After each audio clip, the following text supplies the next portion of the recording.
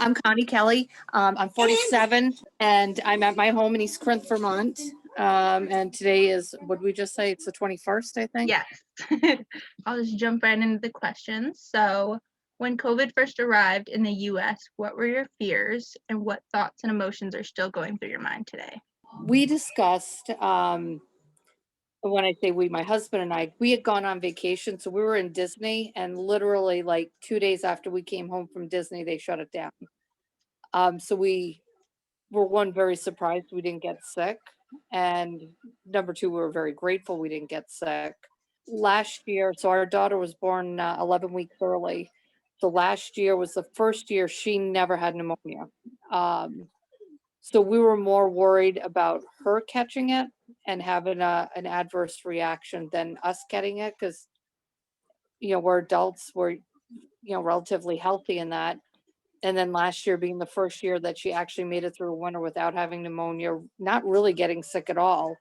We were really worried that she was going to catch it. But she's had pretty much the same luck this winter. She hasn't caught any type of cold.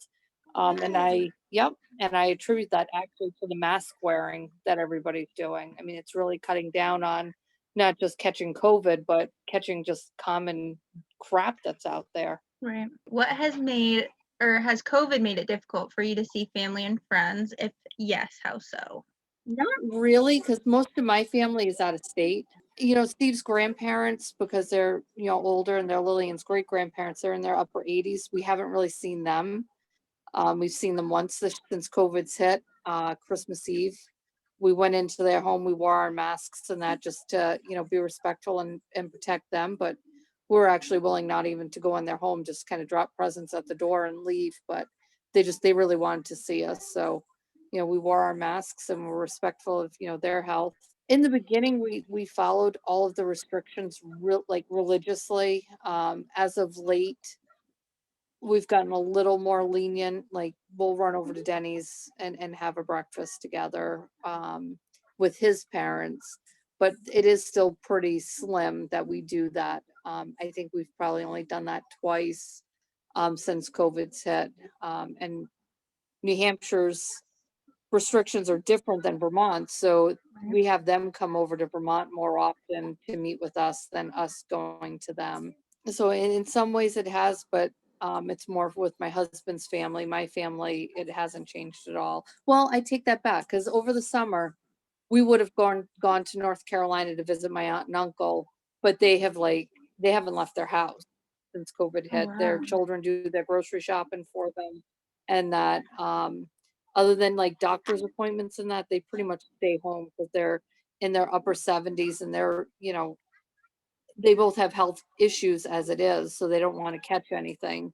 So yeah, we would have gone to North Carolina over the summer, but we didn't, because they're, being respectful. Well, we wouldn't have been able to see them, so Right. it was really kind of pointless. So a lot more phone calls and texting and stuff like that with them. What It did is. you have to sacrifice with COVID the most? And was there anything that you felt like you really had to give up? Traveling out of state, we adjusted our camp. So we camp a lot in the summertime, and there was one place that we have gone, I want to say, for the past probably close to 9 years. Last year was the first year we didn't go there.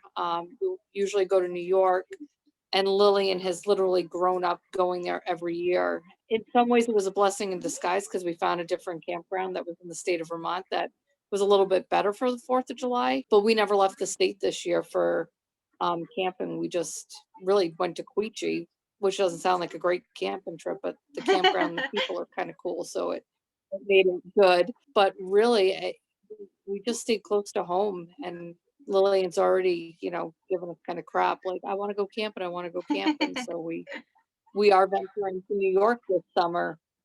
Whether or not it fits with COVID, I don't know, but that's our plan. That's cool that you guys still got to find an alternative to go, though. We did, and it's kind of nice, because we actually are going back there for the 4th of July this year, and we switched our New York trip to August instead. And I think that, you do discover more stuff in your own state to do when you can't leave your own state. Right. What has given you hope during this experience? And is there a hobby you picked up that you didn't think you would before COVID happened? Oh, I had a lot of goals to pick up hobbies, but with 5-year-old monkey running around the house, I don't have time for anything. Steve, though, it was really kind of cool with him working remotely pretty much all of last year. It's given him the opportunity. He remodeled our entire bathroom. And what are your thoughts about the vaccination, and will you receive it if or when it is offered to you? Yes and yes. So I got my first shot. Steve's getting his first shot today. I'm scheduled to get my second one in February. So excited that we won't be able to get COVID, but not happy that we can still actually be carriers and still bring it home to Lillian. But I'm grateful that they're doing more testing before they start doing it on kids. But when Yeah. it's available for kids, she'll get her shot too. And last question, do you think the world will go back to normal, or do you think our world we live in now as the new normal?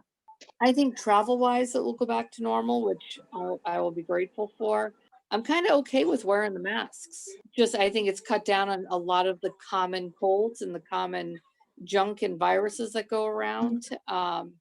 So I'm kind of okay with that. I don't know. I might still choose just to wear my mask.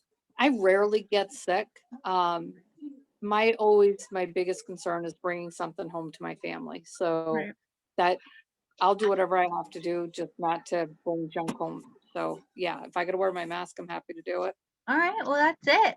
Thank you for letting me interview you. Yeah, no problem. And I will see you at work.